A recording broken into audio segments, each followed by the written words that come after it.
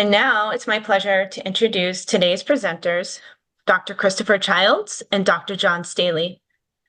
As a teacher, professor, consultant, and member of senior leadership teams, Kristopher Childs focuses on excellence in teacher content and pedagogical knowledge, equity, leadership development, and organizational change. He is a highly sought-after keynote speaker, known for his coaching skills, storytelling, and passion. Kristopher seeks to create a movement through educating, advocating, and inspiring individuals to pursue academic excellence. Due to his student-centered approach to teamwork, faculty, staff, and students recognize him as a visionary and collaborative leader. His approach helps both school and district teams that he consults achieve common goals and improve student academic success and students' classroom experiences. John Staley has been involved in mathematics education for over 35 years as secondary mathematics teacher, adjunct professor, district and national leader, and consultant. During his career, he has presented at state, national, and international conferences, served on many committees and task force, facilitated workshops and professional development sessions on a variety of topics, and received the Presidential Award for Excellence in Teaching Mathematics and Science. He is past president for NCSM and continues to serve on several advisory boards and is co-founder of Math Milestones. John's current passion and work focuses on projects that involve changing the narrative about who is seen as being doers, learners, and teachers of mathematics, especially for African American boys and men. Student readiness for algebra and success during the transition years, and building mathematics education leaders at all levels. Kristopher and John are co-authors of the book Teaching Mathematics for Social Justice, which is the focus of today's webinar. And now I will turn this over to Dr. Kristopher Childs and Dr. John Staley. Welcome. Welcome and good evening, afternoon, morning, night to some of you all around the world. We see different countries even in the chat. So welcome to everyone who's come in to join with us. Some of you have already put where you are as far as state in the chat, but go on and drop in for us. What grade level do you work with? And think about from pre-K to 12 or pre-K to 16 if you're on the university level. Just let us know. And then what role do you do? Are you a classroom teacher? Are you a coach? Are you an administrator? Are you a district support person? Do you work outside of the district of school systems? At the university level, maybe college, 2-year, 4-year. Just let us know who you are. Nice to see the variety, because what you'll see is that what we're talking about today is a pre-K through structure and setting, really when we talk about teaching math for social justice. I am John Staley. This is me. I'd like to introduce myself to you on the front end so you know who's this guy talking to you, why is John involved. One, thank you to Chris. That's why I'm involved with this writing of this book. But here's some of the work that I've done from NCSM and the U.S. National Commission. I do currently work in Baltimore County Public Schools where I've been. This is beginning of year 31 for me there, and just enjoying it, having a blessed career there. I center my family because those are my loved ones, from my children, my wife, and their significant others. And my grandchild who's in this picture also, but we have 2 grandchildren. But you see who I am, my identity markers are right there for you. Yes, most time I show up as a Black man, but I'm also a husband, a father, a pop-pop, and an advocate, educator, especially for our children of color who need somebody to speak up for them. I'm Dr. Kristopher J. Childs. It's a pleasure to be here with you all in this webinar series. This is who I am. As you see that video in the middle, I like to have a good time in what we do, especially as it relates to education. At the end of the day, I'm a mathematics educator, and these images represent a little bit of me. You see the globe with the world. I got into education because I wanted to help children see they are the next world changers. In the bottom left-hand corner, I love music. By the video, you can tell I just love music and just having a good time. On the right, you'll see the beach. That's my happy place. That's the place I go to just relax and unwind and just enjoy life. And then in the bottom right-hand corner, I'm a graduate of the Florida Agricultural and Mechanical University. And as John pointed out, different pieces of his life, these are different components of my life who make up who I am and my identity and what I bring into this space as a mathematics educator. And you're going to hear from us throughout this webinar of why did we write the book? What does it mean? And we're going to take you on what we're going to call a journey for this process that we're going through. As you engage within the book literally is a journey. Book was not written for you to read and then put it on the shelf and just have it as like, oh, that's my keepsake. But we wanted to take you all on an intentional journey to reimagine this whole piece of mathematics education. And this reimagine is necessary because historically excluded children across the country are getting left out of this experience. Across the country, children are not seeing how mathematics adds value to their lives, but most importantly, how it can change things for the better, regardless of what community they're in, regardless of their background. So when you read through this book and as we go through this webinar, we want to just take you all on a journey with us, just as the book takes you on a journey. And we've broken this journey down into 4 parts. We're going to just start off with the framework for what is teaching mathematics for social justice. Then we're going to take you into an experience for mathematics. Then we go into what are the social issues. A lot of folks talk about social justice. It sounds good, but what are ones that we can bring into our educational environments? And then most importantly, what are we doing to support and grow? Oftentimes, as educators, we're always telling children, you got to grow, you got to learn these things, do these things. What are we doing to do the same thing that we're asking children to do?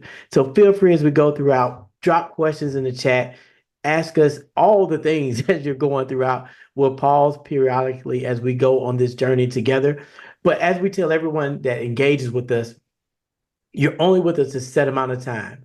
I promise you, if you stick along the journey, it's going to make sense. As you go for a walk or hike anytime, at certain points, it doesn't make sense. Why am I here? But I promise you, you stick with us to the end, something magical is going to happen. So let's jump into this first part of this framework. Now, how we broke it up, we have the different parts. So you have 4 parts to it, but then we have sub pieces within it. So as you go along the journey, think about, hey, we're taking a stop. Here's some things we're going to learn. We get to the next stop. Here's some things we're going to learn. And be patient with yourselves. For some of you, you're new to the work. For some of you, you've been doing it for a while, but all of us have an opportunity to learn something new and to further engage. And we want to hear from you all. This is interactive. John and I are not doing a lecture. I can promise you that. You all are going to be in the chat. My goal is try to break the chat because you're in it so much. But we want to hear from you all.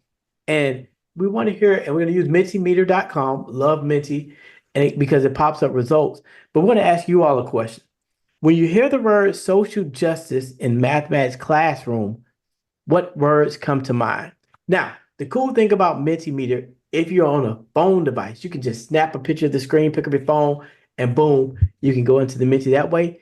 John has dropped into the chat the Menti link. You can go in it that way. Or if you want to just type in menti.com on your device and type in the code, you'll have access to this Menti. And something really cool is going to pop up in a couple moments. But we just want to hear from you all of what words come to mind. We're going to go through Menti for this one.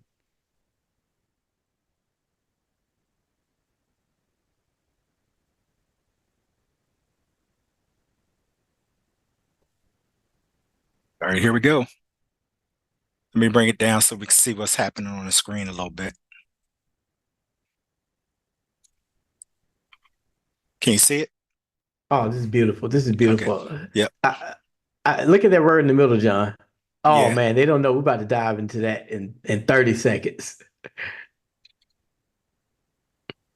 And I think the way the Menti is set up so that the rest of the questions might pop up automatically, but if you wait and pause to answer them, it'll make more sense when you do it that way. And what we'll do also is we'll take a snapshot of this and put it into the deck before we give Corwin the final deck, so that we have, here's the words that come to mind from those who are around the world. So Chris, as you mentioned, yes, some inequities that show up in math in the US, but we have students around the world who need a better math experience. And that's what this is all about. So let me go on and get us back to the slideshow. Oops. There we go. So John spoke about children around the world. In the book, we intentionally chose to use the word children. And as you read throughout the book, we chose that word because students is a very formal term. Sometimes we go back and forth with it, but we wanted us to humanize who they are. They're elementary, they're children. Middle school, they're children. High school, they're still someone's child. And I really want us to use that lens as we go throughout. These are children, folks that we care about. And we've created this framework. And what I love about this framework is, what is the center? Put it in the chat. What do you see centered in this framework, and then the shape that goes around it? Put it in the chat. What shape are you seeing in the center of this? And then what are you seeing in the center of this? I love it. The love of children. Yeah, That's why yeah, we're in this work. The yeah. love of children. And that is what it's all about. Let's take out all the other things that are happening. What are we doing to make sure every child gets what they need? And in order to do that, we know we're going to have to change some of the systems that we're working in, some of the systems that we currently deal with. We're going to have to open up some of our systems and address some issues with our system to allow our children to explore, solve problems, collaborate, to really look at how we go about the teaching and learning of mathematics to really get to this love and this passion, them experiencing joy and wonder.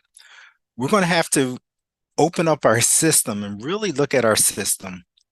And when I say our system, I'm talking about an educational system that has been in place for, in the US, 100 plus years, but around the world, but a system that honors all children's unique brilliance and contribution, what all children can bring into the classroom, what all children can do, and how they can learn math to help them build a society that works for them. We need to look at our system so that we can really change this component here, which is our children going through a system for 10, 12, 13, 14 plus years and becoming adults that don't have the confidence in their own abilities to use the math in their daily life and careers. We want to stop people from growing up to be adults that say, I'm not really a math person. I don't like math. Math is not for me. All those kind of pieces, and having this negative connotation and really this lack of confidence. So when we think about some of the change that has to happen, people start thinking about, oh, social justice, what topic can I bring in the classroom? It's not just about the topic you bring in the classroom, because these three great boxes hit on a little bit more than just what math concept and topic do I bring in the classroom. And what we've done is, through this thinking, is we framed this work of teaching mathematics for social justice. We wanted to also understand the importance of acknowledging those who have done the work before us and building upon the work as we dive into it. As we go throughout, so you're going to hear, again, a couple themes on this journey. And as we're bouncing back and forth, we're centered on children, but we also have to understand, in this work, where did it start? Who did it come from? What we have here are three components of teaching mathematics for social justice: uh, helping children develop a social political consciousness, strengthening agency, and positively highlighting. Then we've taken others' work of how do we apply mathematics. You keep seeing this thread of critical consciousness. What does that mean to develop a critical consciousness beyond just problem solving? Can I do math? But can I make sense of the mathematics that I'm doing? How do I apply that to my life? And how do I go advocate for social change? And then most importantly, how do we get them involved? When you think about the other components of social justice that we brought into the book, thinking about an equity focus. And the quote here that you see is much more than just the lessons that we bring in the classroom. I would tell you, don't bring a social issue into your math classroom if the teaching practices that you have had a way of not valuing students' voice. All your students don't feel comfortable in the classroom with being in the classroom, first of all, but being able to voice themselves. So it's about some of my instructional teaching practices that I have to step back and look at, but it's also about the classroom culture I've built and developed. And I need to take care of some of those pieces first before I even go bring a lesson in. When we think about how is child-centered, when we think about the whole social emotional side, when they talk about building and developing a whole child, we leaned on this social emotional learning. Because when you think about these components here, these 5 characteristics of social emotional learning, those are all 5 characteristics that we want all children and adults to be able to deal with and handle and grow and develop in all of them. So that's why we say it's child-centered, in the sense that we're helping elevate that and helping bring that in. And when we think about social justice and teaching math for social justice, we're really cued in on it being action-oriented. Let alone not just the lesson that I'm gonna teach in a classroom, but some actions that I, as the individual teacher, supporter, teacher, administrator, university person, consultant might take to help move the needle for some child. So as we go throughout the webinar, you'll see a little reflection icon come up.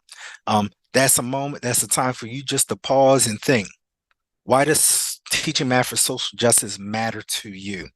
Because the truth of all of this work is, when you have a why that's big enough, then you will go through the effort to figure it out. You will go through and you will continue to figure it out. And when I say continue to figure out, this is not something that's just evolved in a 1-year process for me or for Kristopher. This is something that has evolved over years of study, years of talks, years of work with schools, years of work with teachers. So you got to think about, why does it matter for you? So when you think about teaching math for social justice, first thing we want you to do is figure out, where's your readiness? If you are back in the Menti, you should see the next question, and maybe I had to push it to the next, but in case I had to, it's there now for you. And beginner, intermediate, or advanced, you can just toggle those switches. And what you will do is you're self-reflecting on your identity. Myself, how I show up in multiple spaces. How you show up in school might be different than how you show up at home, in the neighborhood, when you're running with some of your partners. Your instructional practices, and also your biases. You know, all of us have our own biases. All of us have biases. So we have to think about that. When you think about the children under your purview, their background, their strengths, and their interests. And for some places, and because we got people all over the world, school is starting for some people in August. School's been in place for some people for a number of months now, because seasons are different. But when you think about, if you're just in a school system that's just sort of getting started in the last couple of weeks, this is an excellent time to start thinking about my children's background. What can I learn about them to get at understanding their strengths and interests? And then when we speak to classroom environment, we say designed and created, for the main reason of, this is something that you have to be intentional about doing and creating as you go through it. So let me bring the Menti slide down real quick so that we can see what the sliders are looking like. Can you see them? But that first one, self-reflection, that's coming in at about a 3.7.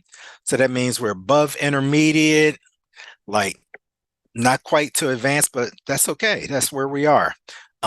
Children under your purview, that's just about hitting that intermediate, because intermediate was queued up as the 3. And that right there is the piece where I think all of us across our careers, no matter if you're a first-year teacher or you're a 30-year teacher or a 40-year teacher, that idea of understanding your students is something that's key and critical. Classroom environment, your intentionality in designing an environment that's got commitments in it, that has space for your students to thrive in there. So let's keep it going. Let's keep rolling. Let me get this out the way.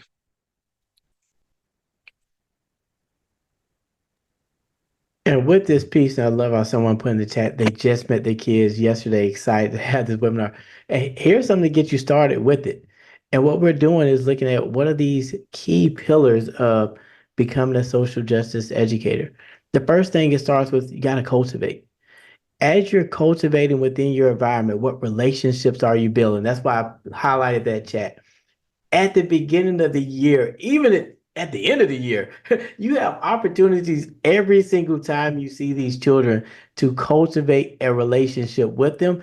In addition, peer to peer, they do an amazing job of cultivating relationships with each other. But what are we doing to cultivate a relationship with them, just to get to know who they are, what are their likes, what are their dislikes, what are their family backgrounds, and just taking moments to learn a lot about them.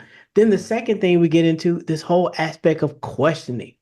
we need to be questioning these inequitable things that are around in our environments, whether they're policies, whether the system and structures.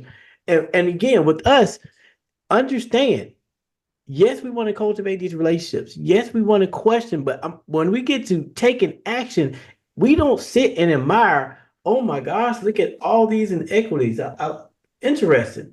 We're going to take action to address these because at the end of the day, going back to that framework, their heart in the middle, this is about these children. So then it takes us to this whole step of advocating. As a social justice mathematics educator, you develop a relationship. You're going to start naturally questioning the inequities that are around you. And then you're going to start advocating so they have better access to rich mathematics opportunities. Every single child deserves this access. And we need to be unapologetic as social justice educators and ensuring they get what they need when they need it. We need to be intentional about what we design, and let's be honest about it. We know it's been historically shown through the data that all of our children don't achieve. And so when we talk about design, we're talking about designing, and I think us thinking about it because we're in a math webinar, thinking about our students' mathematical identities and how do we help build and develop their social, their cultural, and their math identities. And how do we go about designing that? What are our intentional goals? I just think about our students who receive special education service, for example. Do you design your lessons on a daily basis with the intent of how do I design this for my students to receive special education services? I got my lesson laid out, but how do I design it? What pieces, components I want to add in it with them in mind? And if I think about my children that way, then I'll be intentional about our design because really it comes down to taking action. The social issue that we are dealing with in many cases is some students get it and some students don't, meaning they get what they need, they get access, they get empowered, and some students just don't. And so when we think about being a mathematics educator, all of us are involved in social justice in some manner. If we think we are, or if we don't, we are. It's a matter of where do we look at it and how do we look at it. So we've been talking a little about what we need for our children. We got to think about us too, because something as you, when you saw the circle, that white space around our children is think about the school, think about the classroom, think about the teachers, think about the educators, and I say educators, that's everybody from the classroom teacher to the support people who might be in classrooms, the administrators who are leading buildings. All of us have biases because we all have likes and dislikes, our preferences and versions. We all associate and characterize. We link people to things, to characteristics based on social groups and things along those lines. And we all have prejudice and stereotypes. So we have to think about it and be mindful of that, because if we're not, we're fooling ourselves with really thinking we can help support all of our students and really build in and engage with all of our families. So think about your biases. Just the first one, when you think about your identity bias, what connections can you make between your identity and your biases? So think about even just the procedures, the type of instructional procedures you like to use on a regular basis. Do you have a dominance of, most of my lessons are procedural driven, I got to get to the steps?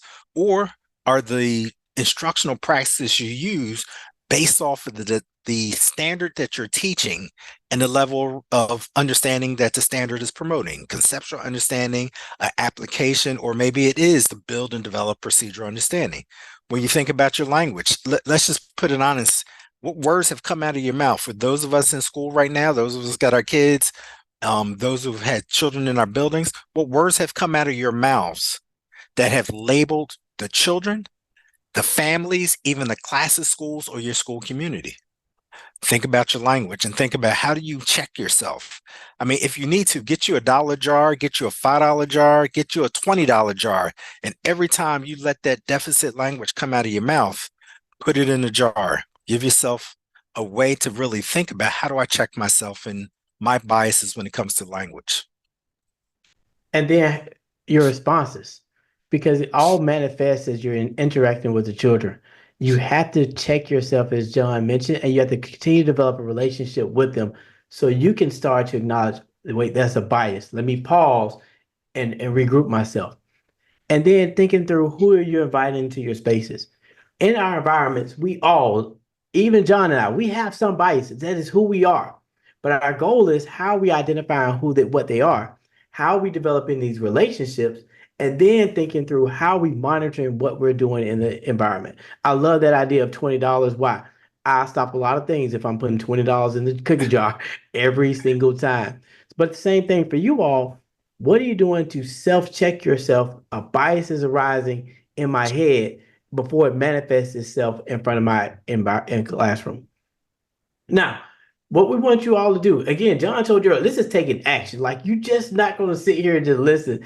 We probably should have told him in the beginning, John, to get out some notes so he can jot down some notes as they're going along with us. But as you're going, I want you all to really think through, what are some biases that you need to address?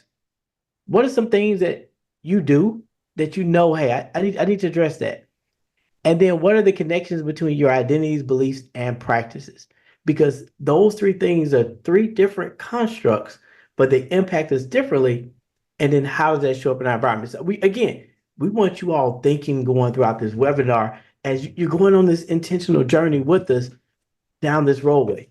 And it starts with thinking through, who are you as you enter into this place? And we're going to dive deeper into who are you, not just in identity, but we're going to go a little step further and dive into race, ethnicity, and culture. Now, oftentimes within this work, we get to this slide, John, and folks get a little antsy in it. We want you to do, I call it the little dance in your seat, like, whoa, whoa. Why? Come on. Because these are three identities no child chooses. You don't choose your race, and that's a whole construct that we do a little bit of unpacking within the book, ethnicity and culture. Without choosing that, what are we doing to better understand the children in our environment, their race, ethnicity, and culture? Yep. How we, again, developing that relationship? What does our classroom lend itself to? Because you can't check your race, ethnicity, and culture at the door and come in and have a great experience. So who does your classroom cater to? Who does it not cater to? Who does it say I belong to? When I look at the pictures on the wall, when I look at the examples that you're going through, who is the classroom made for? And then what does it mean to engage them? That goes back to those biases, the stereotypes. We have to, I see every single child. Get rid of that myth. I don't see color. I just see them as all the same. When you don't see color, you don't see the child.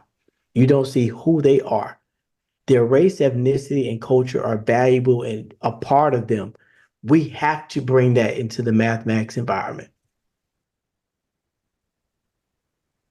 So thinking about your children and really learning to understand your children, think about what are their strengths. Quite often I'm working in a school, supporting a school, and what they're trying to figure out is what the students don't know, what they can't do in the math classroom. And I'm thinking, oh, no, wait, stop, pause, time out. Let's look at understanding the students better. Let's get at their funds of knowledge. You know, what's their home language? What traditions do they bring in from their family so that we can get a better understanding of our students? What dispositions do they like? What are their likes, their dispositions, and types of things they like? What mathematical processes do they work with, and content do they have?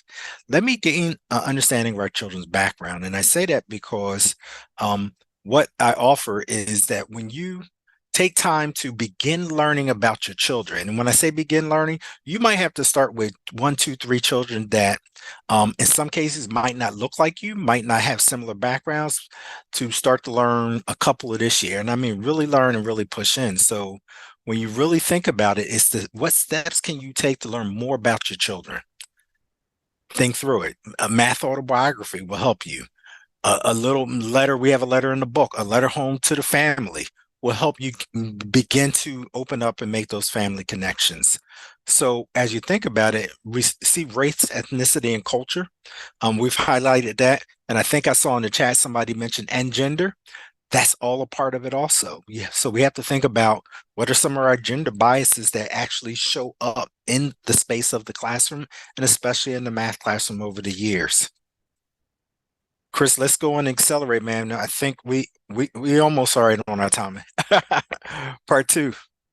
Hey, you know, John, how we roll. Time is a man-made construct, so we just keep it rolling. But really quick, I am going to segue because gender was important as it relates to identities. While we're talking in that slide about race, ethnicity, and culture, we're talking about all identities, folks. When an equitable classroom environment, all identities, and when you get the book on page 16, we describe the identities because every single identity matters.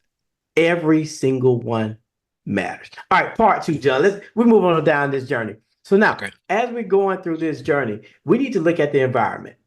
We've looked at you. Now we're talking about the mathematics experience,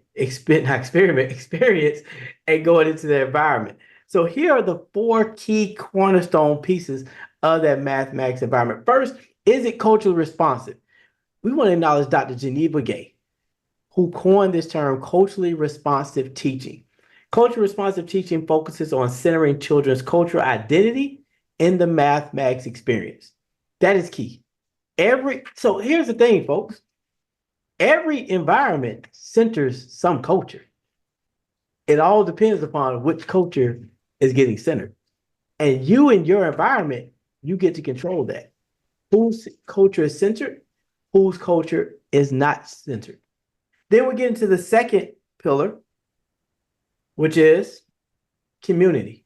And as you think about community, we think about not norms. We're not talking about norms. We're not talking about setting behavioral goals and things that you put up.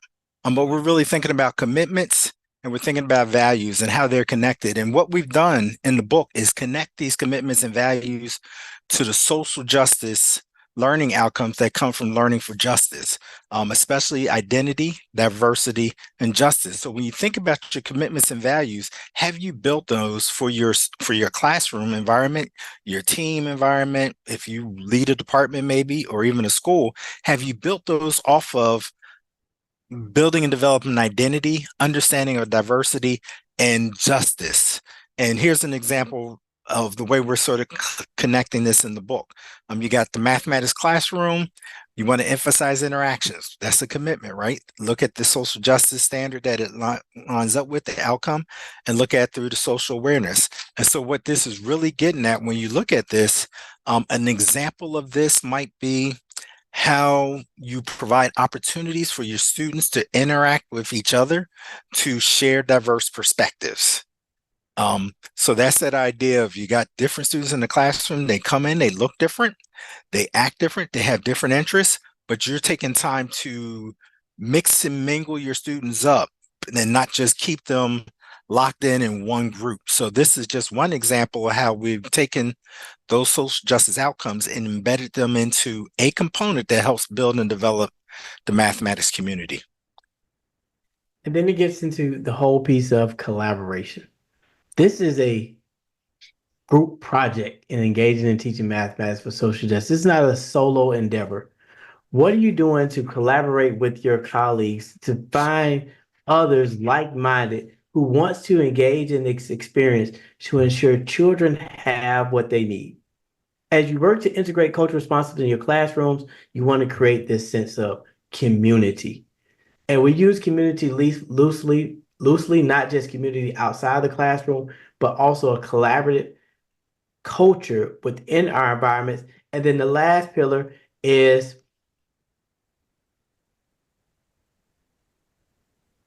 I'll segue into the next one, John. No, we go next slide. Yeah. Here's some of the key. Go ahead. Here's some of the key features of collaboration. This whole part that relates to setting goals. In other words, don't call groups a collaborative experience. Don't call group seating arrangements collaborations. You have to be intentional about what you do. You have to be intentional about designing your collaboration. You have to be intentional about how you even select your grouping structures. And we speak to that a little bit in the book about varying that grouping structure. We got a part of that from Peter Litton, I'm gonna butcher his name. Peter's book. I'll just put it that, and somebody can get me in the chat and put his full name in there for us, or the book name in there. But from Peter's book about that random grouping of your students on a regular when it comes to collaborative projects. let's keep going. And As you then think, go go on. ahead, John. Go. No, let's tag team. Let's go. Yeah, as you think about the mathematical classroom itself, and you think about that part that relates to engagement, it's centered around and teaching math for social justice. At the heartbeat of it, you saw culturally relevant and culturally responsive, centered around the equity-based math teaching practices, the standards for mathematical practices, or whatever standards you have in your state, country, where these are the practices of what students should be showing to show that they can do the math, they can demonstrate the math, to demonstrate their agency. And we have these teaching practices of what teachers should be doing. And so this part is the center of the classroom, the center of the work that helps elevate the students. And so now as you go into these three components here, go on, Chris, jump in there. So we jump into these pieces, this deeper levels of understanding, taking the mathematics and not just doing it at a surface level, but how do they see that mathematics makes sense and applies to their lives? My favorite is using multiple representations. Mathematics, there's so many ways to engage in problem solving beyond just when we came through school, it was one way or the highway. Provide them multiple opportunities and then going beyond just the standard algorithm. I'm gonna be honest, you're gonna forget the algorithm at some point in life. So children need multiple problem solving strategies. They need number sense. They need all of these things to make sense of the mathematics. Hey, Chris, Christopher, I think that's one of the reasons why people grow up and say, I'm not really a math person, because at some point they either did not catch why the algorithm really worked or which algorithm they were supposed to be working with and using at a time, and thus that threw them off. They really never had a chance to explore the mathematical concepts. They really never got into that piece to see where the algorithm evolved from. Or maybe it started off with a little bit of that development, and then they rush to here's the steps. Activating prior knowledge and using prior knowledge and experience of our students is a key critical part that we advocate for in the task. And then an analysis of the task constraints. When you give students a task and they can sit there and look at it and think through what's there and what's not there. We have to put those kind of tasks in front of all of our students, not just some of our students, all of our students. And we got to have a balanced approach to this. And when we think balance, I want us to not think one thing matters more than the other. All these things need to naturally integrate. So we want to have a balanced approach of not only conceptual procedure understanding and problem solving, but also the interest and lived experience in social justice issues. Content and context are both important. So I don't want anyone to ever leave this teaching mathematics for social justice piece and thinking, I got to do one, I leave out the other. All of these things to work together and form this balanced approach for engaging children. Understand children have different ideas, they come from different backgrounds. Our goal is to meet them where they are and build upon what I call that genius level potential that every single child has. And it leads with questions. So got a couple of things for you to think about. Discourse. So you haven't seen us say, boom, and this is a part of it. This is all in using task. When you look at what's here and laid out, when we talk about a balanced approach for engaging students without questions, without discourse, you might as well just hit play and then let it run until it goes to the end. And for those who used to watch old TV and you get the white screen at the end, let the white screen come on. The questions and the types of questions that we bring into the environment, we bring into the classroom, you've got to have a purpose behind your questions because they help elevate your discourse. They help show how you value your students. So are you using questions to gather information about what your students know and their strengths and where you can then hook something onto to keep them going? Are you using student questions to probe their thinking?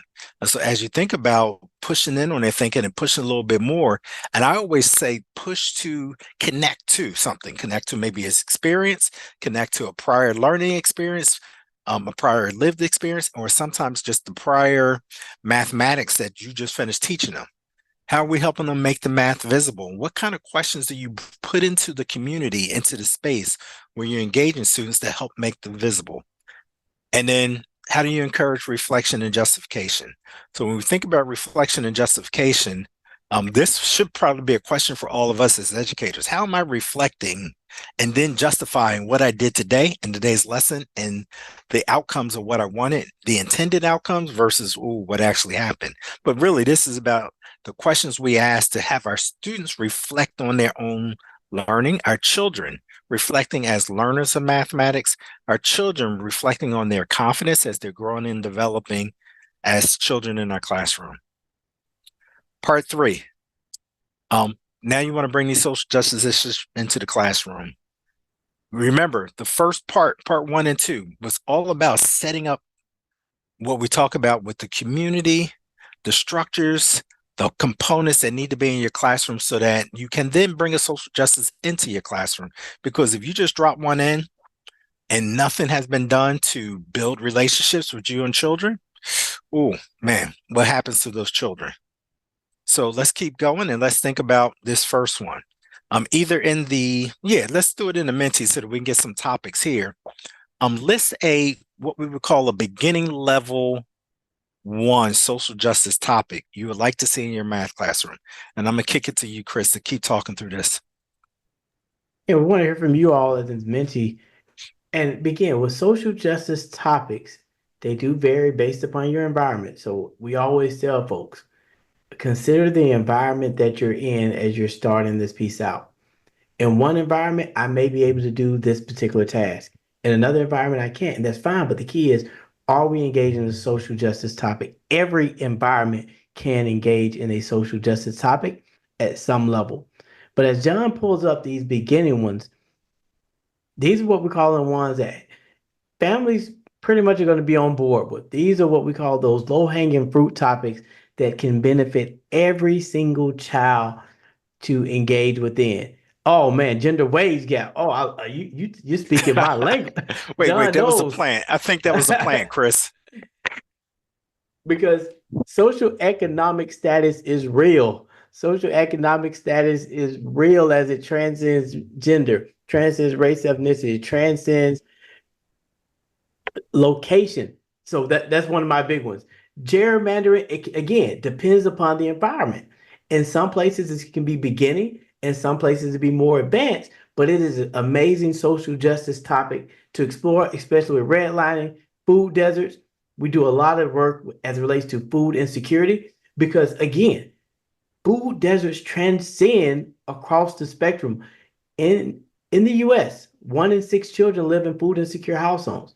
I know worldwide that is even more concerning. Thus, we need to always think about how we bring in these topics in. We brought it to the topic, and these are in the book. We pulled from some amazing work that others have been a part of, including one of your co-authors on this call, the Teaching Mathematics for Social Justice series. And here's a beginning topic: minimum wage. And at its basic level, in this particular mathematics example, is just looking at how many meals can minimum wage buy. Simple. Anyone can engage in that topic. Minimum wage is real, and we need to think through, and we can extend these type lessons to moving from a discussion about just minimum wage. What does a living wage mean? Living wage mean? Then you can extend the lesson. Just talking about meals. What could we actually buy with minimum wage beyond just a meal? Could we pay any bills with it? Now let's jump into level 2 topics. And I think, Christopher, as you mentioned it, as we were reading through some of those topics that even showed up on the first screen, some of those topics are topics where, as you think about your setting, your context of where you are, where you teach, where you work, segregation, voter suppression, even gerrymandering, red line district, political polls. Some of those are topics that are going to fall into this space here, to this level 2 space, because they're going to be topics that, depending on how you handle them and how your setting is, your context, your state, maybe, sometimes it's your school district, sometimes it's just your school and your school community. So when you think about big school districts, you might be on the northeast side, and over there, it's okay for you to bring in any topics you want. But over on the southeast side, the minute you bring in topics, you got watch groups sort of on your back and everything. Because the last thing we want, as you're thinking about topics that are the different levels, beginner, intermediate, the last thing we want is you introducing topics because you just got to do it. I want to be a social justice educator. And you know good and well when you bring in that topic, I know in my school system, the issues don't go to the principal first. Some schools, they shoot all the way up to the superintendent, and then it trickles down. And what we don't want is you in that situation where you decided, oh, I had to teach this topic because of, my feeling, my gut, that I want to be a social justice educator. I would say work on your class environment, your relationships. If you know there's some topics that you got to be mindful of and careful of. So here's just a few: grading inequalities, inequities. That one right there. Let's think about it. Let's talk about it. Grouping and grading inequity. Who gets to take advanced math? Ooh. Or conflicts in economics. So hitting on those kind of topics that might be, in some places, they might be a beginner topic. You're not going to get much pushback from the parents, but in some cases, you might get you might get a call. One of the lessons that we did put in that's in the book is this one here, Listen to Glisten. We also have a task that's mentioned throughout the book, the bullying one. And the reason why I bring this one in and we put it in that intermediate level is because this relates to bullying, and it talks about a variety of ways students might be bullied. Gender expression, gender identity, how students are showing up, student use of pronouns and things along those lines. So, but the idea of bullying is something that many parents in many settings, many children have to deal with, and thus families have to deal with. So bullying might be okay as a beginner level, but when you start talking about the reasons and things behind bullying, and another reason why we dropped this lesson in just to mention tonight is because, look, think about the classroom environment I have to have and how I have to understand my students.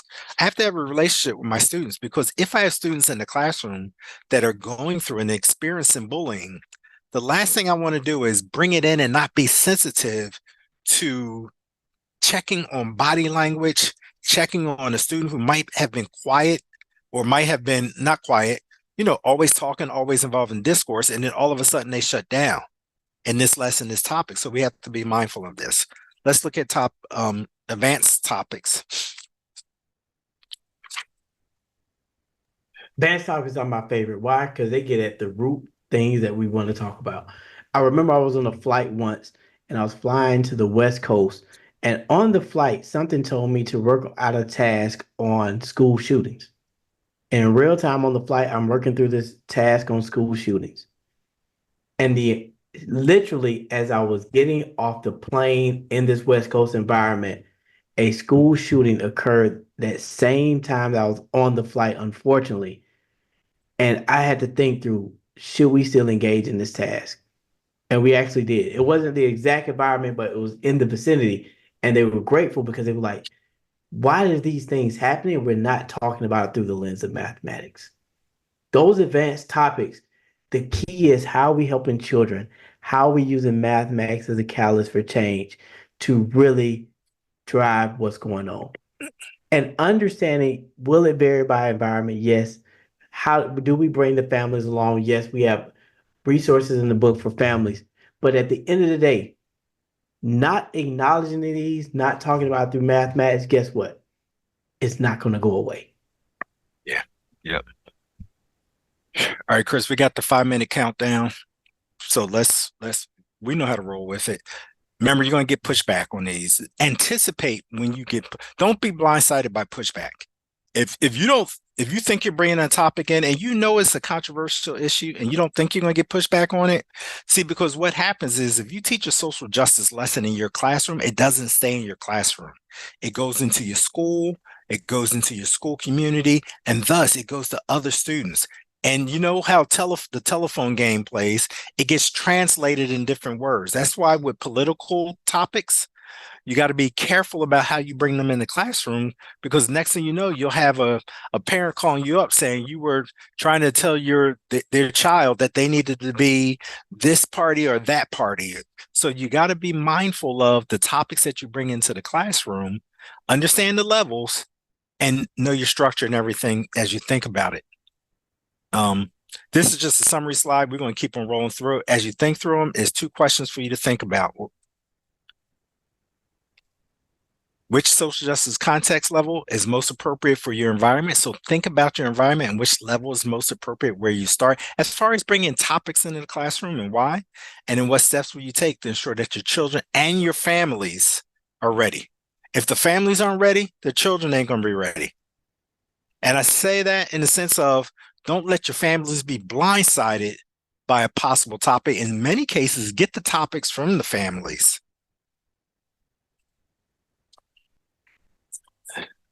So, John, since we're on second time, I'm gonna let you drive most of it to get us Okay. through it. But with this one, it's the mindset, y'all. Regularly incorporate these contexts. It's not something we do on a Monday. It's something we throughout the mathematics experience we engage in. And I know someone said sometimes it's hard to bring in these topics. We always teach through context. So don't think it's hard. Always look, all we're saying, we can modify the context. We're still maintaining the content. And as you think about a social justice math lesson, it has an action component to it. So the framework that comes out of the actual high school teaching math lessons book has those components to it, where equity math teaching is the center, the core. That's the part you got to have that to have everything else. You have the mathematics, the grade level mathematics that students need, and a math understanding and a social understanding you're pushing with. You're providing opportunity for reflection, and your investigation has a mathematical and a social investigation component to it. And you do this through authentic questioning, challenging social mathematical question or concern. And the end product of a social justice lesson has some kind of action, some kind of public product, and depending on what you're doing and where you are in the space might vary. We think about taking this from your classroom and beyond. So what are the opportunities that sit outside of your classroom? What are the opportunities that sit within your current curriculum? What are the opportunities that sit across your school? So think about others that you can collaborate with. Think about your colleagues. Maybe within the math department, you might come together, maybe across departments.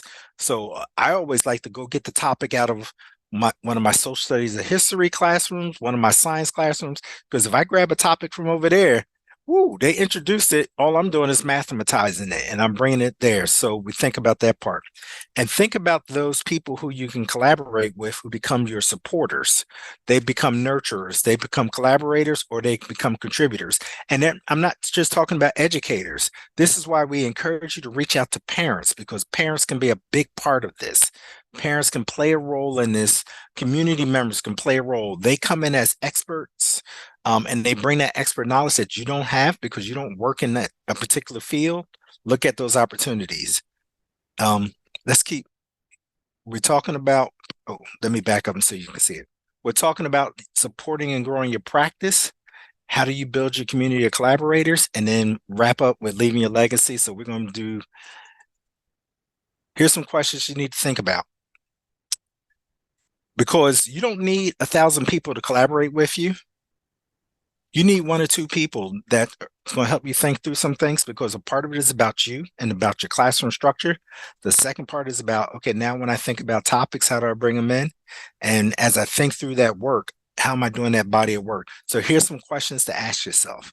And if you are thinking about a person to collaborate with, work, and the answer is no to any one of these questions, then pause. Hit the pause button and say, maybe that's not the right person. Because see, what you need in your community is people who fit some of these characteristics here: a contributor, an advocate, your thought partner, your leader supporter, that person who's going to be a learner guide with you. So you need people who are going to elevate these characteristics here. And we talk about these a little bit more in the book, but they really help you think through it. And when you think about your legacy, we want you as an educator to realize that you never fully know the extent of your influence. You never know who you're touching. You never know Why? You never know anything along the lines of what students that day heard something from you and that ignited something in them. So we really want you to think about that. Chris, on legacy, anything you want to say? At the end of the day, our careers are going to end. What is it going to mean that you were in this field, you spent your life doing it? That's why we wrote this book, because we can facilitate change, facilitate the next direction of generation of children and reimagine this world. This book, the goal was to change history as we move forward so every child sees themselves a part of the mathematics experience. So the question we're going to ask you all to reflect upon as you leave here is, and even if you're watching the recording, what actions are you about to take? You have a chance to rewrite history, and every child is a part of it. The key is, what are you going to do to make this happen? Right now in the US, August 22nd, history is going to be made tonight. And if you're watching this later in life, go back and Google August 22nd, what happened. History was made. You all have an opportunity to do the same thing of using mathematics as a catalyst for change so every single child can see them at the highest levels of whatever they choose to be in this world, including a president. And with that, I just want to give a final thank you to Dr. Kristopher Childs and Dr. John Staley. Thanks, everyone.